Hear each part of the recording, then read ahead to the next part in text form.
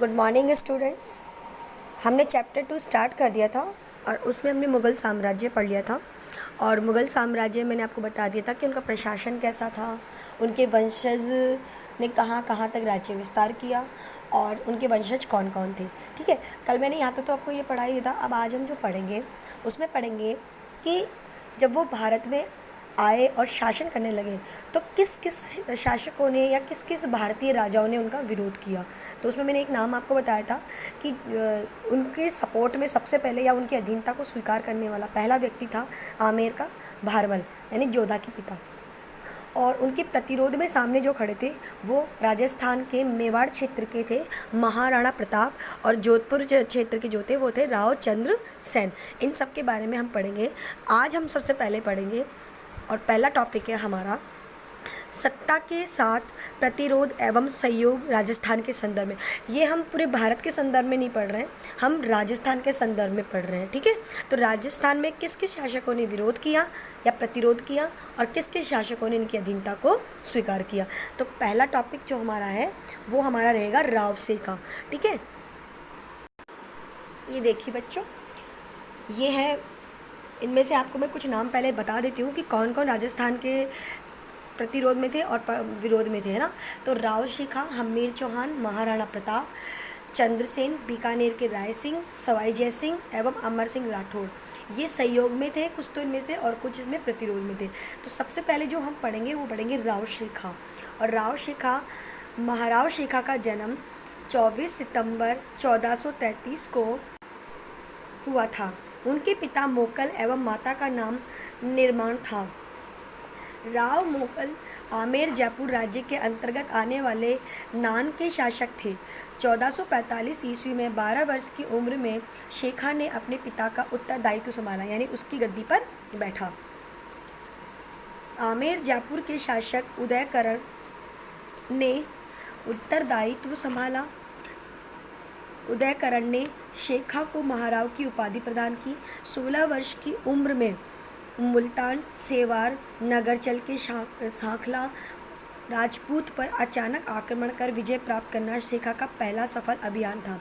1473 से 1477 ईस्वी में राव शेखा ने पन्नी पठानों की सहायता से नापसिंग जाटू से दादरी और अन्य जाट राजपूतों से भिवानी पर विजय प्राप्त की।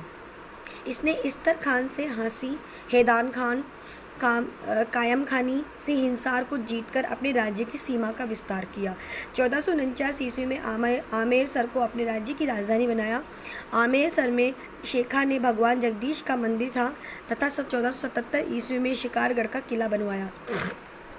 1488 ईस्वी में रालावत्ता नामक स्थान पर इनकी मृत्यु हुई, जहाँ उसकी छतरी बनी हुई है। महाराव शेखा ने अपने जीवन काल में 52 युद्ध लड़े।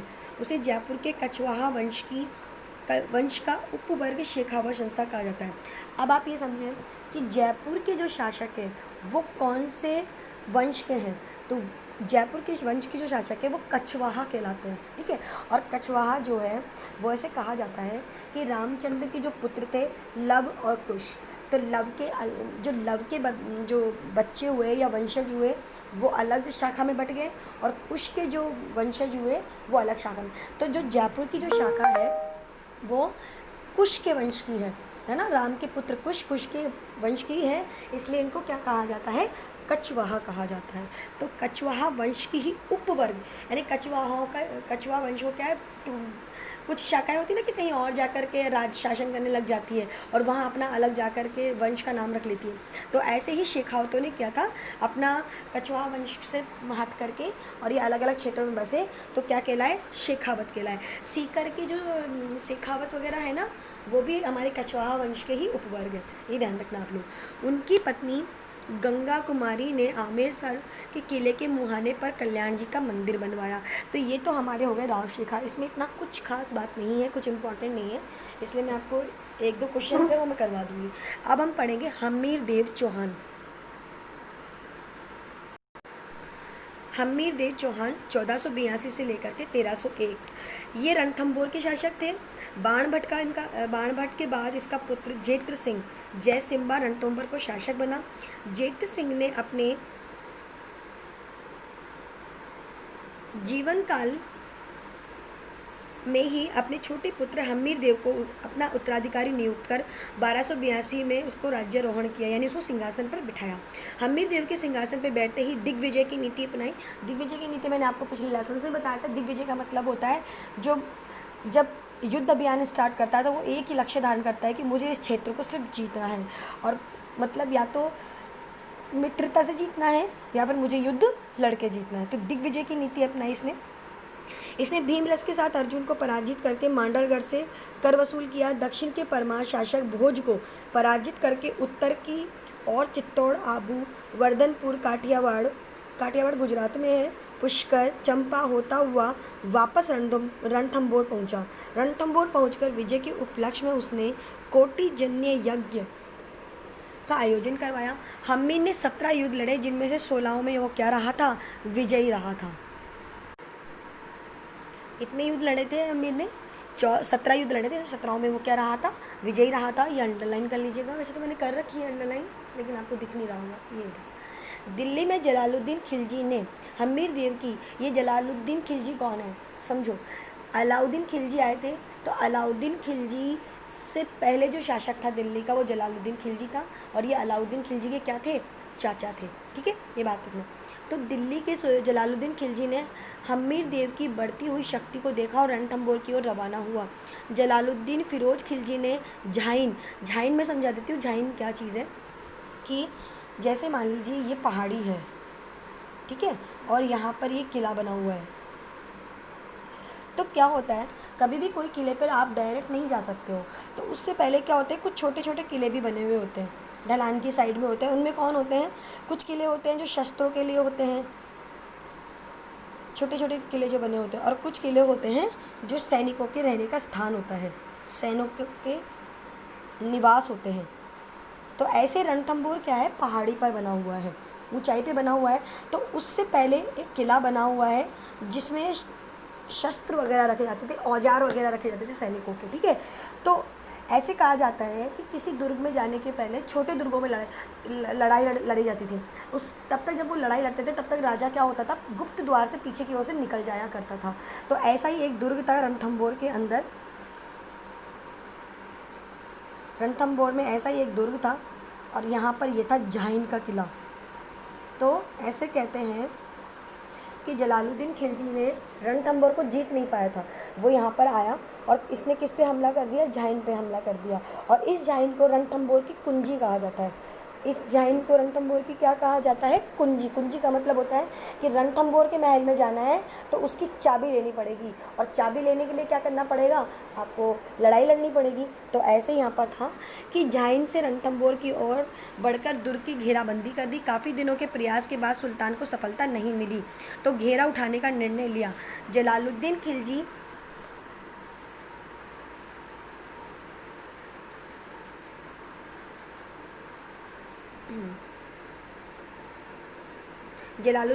हम्मीर देव की मजबूत मोर्चाबंदी को नष्ट करने में असफल रहा। अतः जून 1291 में सुल्तान रणथंभौर दुर्ग का घेरा उठाकर दिल्ली की ओर चला गया। अब यहाँ पर क्या हुआ, अलाउद्दीन खिलजी को जब ये बात पता लगी, पहले तो उसने क्या किया, अलाउद्दीन खिलजी ने अपने चाचा को मार दिया, क्योंकि उसको क्या करना था, दिल्ली की गद्दी पे बैठना था। दूसरा उसका टारगेट था कि रणथंभौर को मुझे जीतना है, क्योंकि रणथंभौर में घेरा रखने के बाद भी मेरा चाचा इस रणथंभौर को नहीं जीत पाया, तो मुझे इसको क्या करना है, जीतना है। तो याद रखना 1301 में अपन पीछे पढ़ के आए थे, 1301 में ये कहाँ पर हमला करेगा, रणथंभौर पे। और 1303 में इसने कहाँ पर हमला किया था, चित्तौड़गढ़ पे। और मैंने बताया था चित्तौड़गढ़ पे पद्मावती के लिए इसने हमला किया था, क्योंकि पद्मावती बहुत खूबसूरत थी, रतन सिंह की पत्नी थी, और उसको पाने की लालसा में इसने चित्तौड़ पे, तो 1301 में तो इसने कहा किया, रणथंभौर पे हमला किया, और 1303 में इसने कहाँ पर हमला किया, चित्तौड़ में हमला किया। ठीक है, तो 1296 में जलालुद्दीन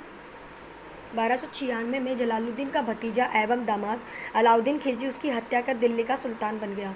अलाउद्दीन खिलजी चौहानों की शक्ति को सहन नहीं कर पा रहा था, और उसका रणथंभौर जीतने की उसने योजना बताई। ये मैं बातें बता चुकी हूँ आपको। उसी समय उसे दुर्ग पर आक्रमण करने का बहाना भी मिल गया। रणथंभौर महाकाव्य के अनुसार यह बहाना हम्मीर द्वारा अलाउद्दीन के बागी मंगोल मोहम्मद शाह को शरण देना था। हाँ, ये मैं आपको ये बताती हूँ कि अलाउद्दीन खिलजी की क्या थी, बहन थी, और उस बहन से इसने क्या कर लिया था, अलाउद्दीन की खिलजी की बहन से मोहम्मद शाह ने शादी कर ली थी। और ये जो मोहम्मद शाह था ये हिंदू था, इसने धर्म परिवर्तन किया था, हिंदू से क्या बना था, ये मुसलमान बना था। और इसकी पत्नी यानी अलाउद्दीन खिलजी की बहन और ये जो मोहम्मद शाह था या हिंदू जो परिवर्तित किया था, इन दोनों ने योजना बनाई थी कि हम अलाउद्दीन खिलजी को मार देंगे और दिल्ली के क्या बन जाएंगे, शासक बन जाएंगे। ठीक है, तो ये योजना किसको पता चल गई थी, यहाँ पर अलाउद्दीन खिलजी को पता लग गई थी। अब अलाउद्दीन खिलजी ने क्या किया, मेरे को मोहम्मद शाह को और इसकी पत्नी को क्या करना है, मारना है। अब मोहम्मद शाह तक ये बात पहुँच गई कि तुम्हें मारने आ रहा है वो, तो ये क्या करा, फटाफट से वहाँ से निकला और जा कर के कहाँ पहुँच गया, हम्मीर के पास पहुँच गया, हम्मीर देव चौहान के पास पहुँच गया। और हम्मीर देव चौहान ने इसको क्या दे दी, शरण दे दी कि ठीक है भाई, तुम हमारे यहाँ पे एक मेहमान बन के आए हो तो हम आपको शरण दे देते हैं।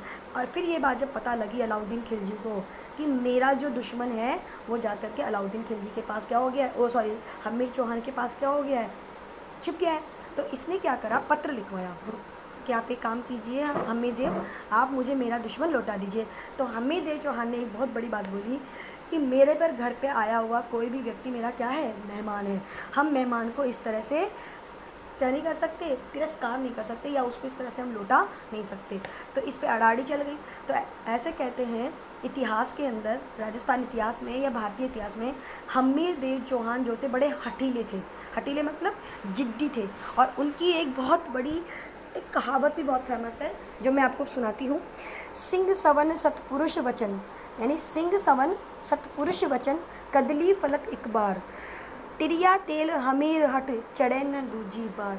जब उससे डिमांड की कि तुम मुझे मेरा दुश्मन लौटा दो, तो उसने लेटर में दोबारा लिख कर भेजाया कि जैसे सिंह वन में एक ही पुत्र, यानी एक सिंह जो है एक ही बार क्या देता है, सिंह का बच्चा उत्पन्न करता है, यानी कि शेर का बच्चा एक ही उत्पन्न होता है या एक बार उत्पन्न होता है, उसी प्रकार सत्पुरुष यानी कि जो सच्चा इंसान होता है उसके जो वचन होते हैं वो भी एक ही बार निकलते हैं। और जिस प्रकार केले का फल, केले का पौधा एक ही बार फल देता है, केले का पौधा एक ही बार फल देता है, और तेल जो चढ़ता है शादी का वो भी एक ही बार चढ़ता है। ठीक है, उसी प्रकार हम्मीर की जो हट है या हम्मीर की जो जित है वो भी कैसी है, एक ही बार की, उसने जो कह दिया वो दोबारा उस बात पे क्या नहीं करता, मतलब उसको ये नहीं कि अपनी जिद को एक्सेप्ट कर लेता है, ठीक है मैं मान जाता हूँ। तो हम्मीर जिद ऐसी है कि वो दूसरी बार किसी का कोई वो नहीं करता, सपोर्ट नहीं करता और अपनी बात को ही रखता है। तो ये सारी बातें मैंने आपको बताती है। तो हम आगे पढ़ते हैं। अब यहाँ पर क्या करते हैं, अलाउद्दीन खिलजी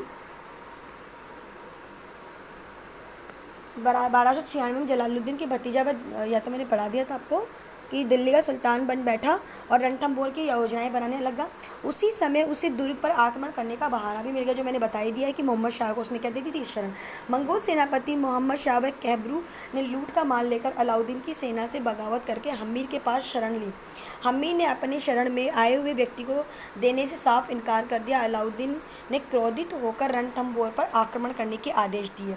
अलाउद्दीन खिलजी ने 1299 ईस्वी के अंत में उल्लूक खां और नुसरत खां के नेतृत्व में शाही सेना को रणथंभौर दुर्ग पर आक्रमण करने के लिए भेज दिया। शाही सेना ने रणथंभौर के मार्ग की कुंजी कहलाने वाले, ये इंपॉर्टेंट लाइन कर लेना कि रणथंभौर की कुंजी किसे कहा जाता है, झाइन को कहा जाता है। तो झाइन पर आक्रमण कर दिया। हम्मीर देव उस समय कोटिजन्य यज्ञ को समाप्त कर मौन व्रत धारण किए हुए थे, यानी कोटिजन्य यज्ञ किया था। और मौन व्रत का मतलब होता है कि वो बोलता नहीं है उसमें इंसान, तो मौन व्रत था। तो मौन व्रत किसने रखा हुआ था, हम्मीर चौहान ने रखा हुआ था। हम्मीर ने अपने दो सैनिक अधिकारी भीम सिंह और धर्म सिंह को शत्रु का मुकाबला करने के लिए भेजा। दोनों ने अलाउद्दीन खिलजी की सेना का बुरी तरह पराजित किया। भीम सिंह और धर्म सिंह लूट का माल लेकर वापस रणथंभौर की ओर लौट पड़े। भीम सिंह और धर्म सिंह रणथंभौर के दुर्ग के निकट पहुंचे तो उन्हें सूचना मिली कि शत्रु की सेना पुनः आक्रमण करने के लिए आगे बढ़ रही है। तो भीम सिंह ने धर्म सिंह को रणथंभौर भेजकर स्वयं वापस शत्रुओं का मुकाबला करने के लिए रवाना हो गया। इस बार उल्लूक खां ने राजपूतों की सेना को पराजित किया। इसमें भीम सिंह लड़ते हुए मारा गया। उल्लूक खां जब रणथंभौर की ओर नहीं बढ़कर वापस दिल्ली लौट आया तो इसके बाद अलाउद्दीन खिलजी ने एक बड़ी सेना के साथ उल्लूक खान और नुसरत खां को पुनः रणथंभौर पर आक्रमण करने के लिए भेजा। सेना ने रणथंभौर दुर्ग की घेराबंदी कर उसकी प्राचीरों को तोड़ते हुए सभी दुर्ग पर आए हुए एक गोले में से नुसरत खां की मृत्यु हो गई। इसका पता तुर्की सेना ने तुर्की सेना को, तो तुर्की सेना ने वहाँ से भागने का प्रयास किया। यह देखकर उल्लूग खां ने अपने भाई अलाउद्दीन खिलजी के पास नुसरत खां की मृत्यु तथा सेना की वापसी का समाचार भेजा। अधिक सेना भिजवाने का अनुरोध किया। अलाउद्दीन स्थिति की गंभीरता को देखते हुए विशाल सेना के साथ दिल्ली से रणथंभौर की ओर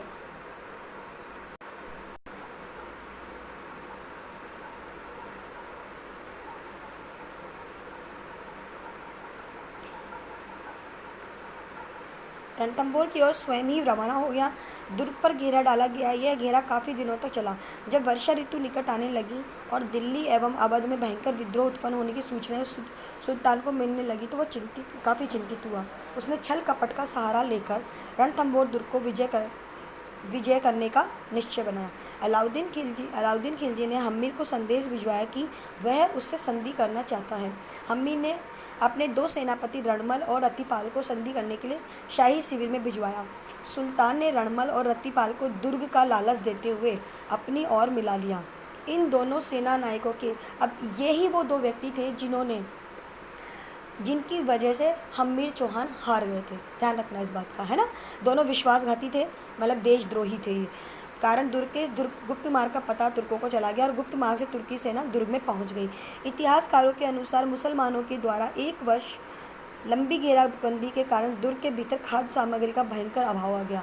यानी अब इतने दिनों से घेराबंदी कर रही थी, कोई बाहर नहीं जा पा रहा था, तो जितने भी भंडार रखे हुए थे वो सारे क्या हो चुके थे, खाली। अब धीरे धीरे क्या हो गए थे, लोग भूख से मरने भी लग गए थे। ठीक है, तो भयंकर अकाल अभाव हो गया। ऐसी स्थिति में हम्मीर दुर्ग में बंद रहना उचित न समझकर आक्रमण करने का क्या किया, निश्चय किया। आक्रमण करने से पूर्व राजपूत स्त्रियों ने हम्मीर की रानी रंग देवी और उसकी पुत्री पद्मला के नेतृत्व में जल जौहर किया। अब यहाँ पर आप जौहर और यहाँ पर कि भाई ये क्या करते थे, है ना, तो ये मैं आपको समझा देती हूँ कि जब ये युद्ध लड़ने जाते थे तो किस प्रकार लेडीज़ जौहर किया करती थी और आदमी केसरिया पहना करते थे। ठीक है, तो समझे।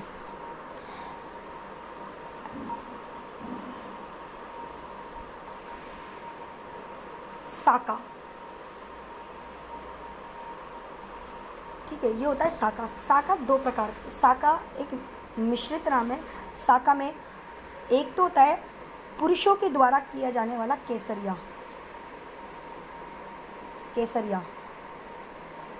ठीक है, और दूसरा जो किया जाता है उसको बोलते हैं जौहर, और जौहर करा जाता है महिलाओं के द्वारा। जौहर किया जाता है महिलाओं के द्वारा।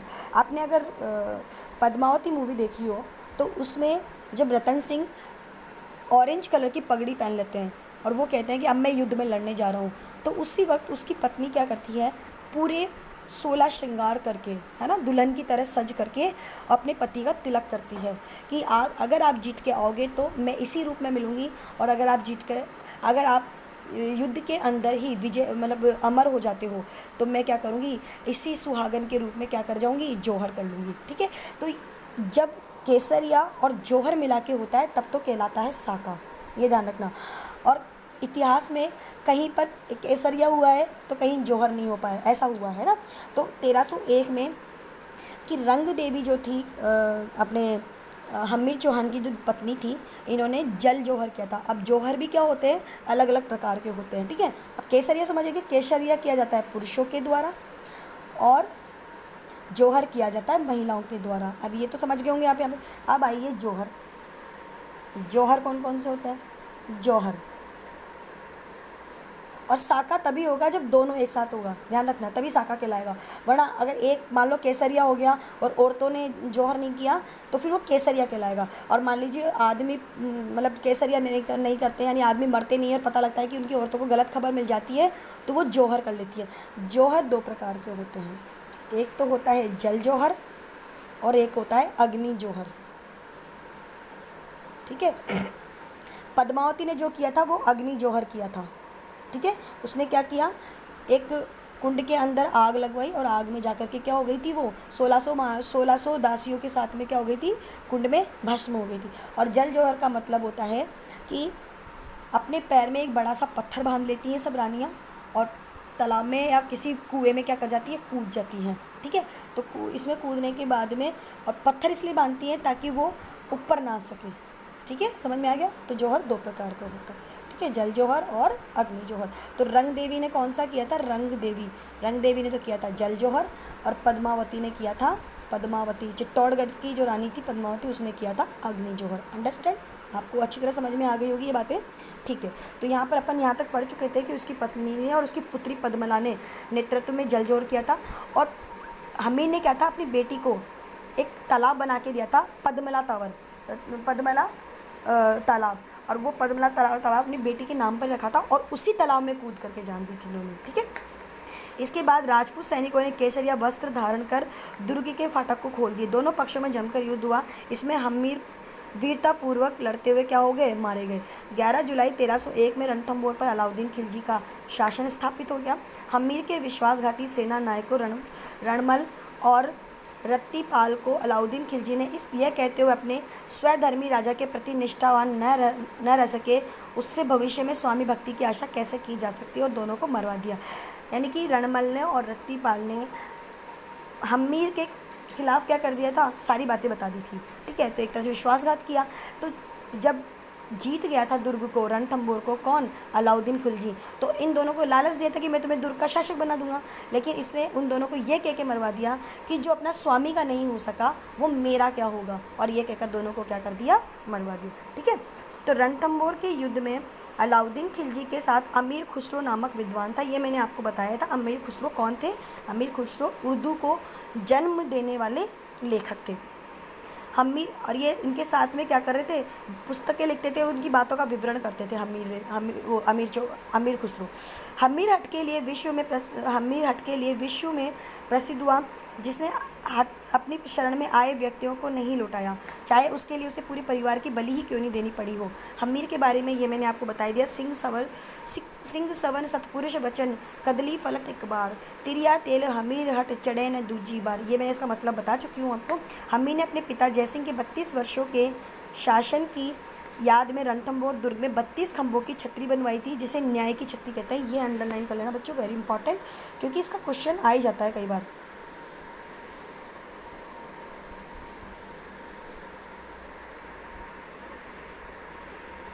बत्तीस खंभों की छतरी बनवाई थी, जिसे न्याय की छतरी कहा जाता है। ठीक है, और अपनी अमीर देव ने अपनी पुत्री के पद्मा के नाम से पद्मला तालाब बनाया था, जिसमें कूद करके दोनों माँ बेटियों ने क्या दे दी थी, जान दे दी थी। ये अपन पढ़ चुके हैं। हमीर के दरबार में विजादित्य नामक कवि राज करता था। ये भी अंडरलाइन कर लीजिए, इंपॉर्टेंट है कि विजादित्य नामक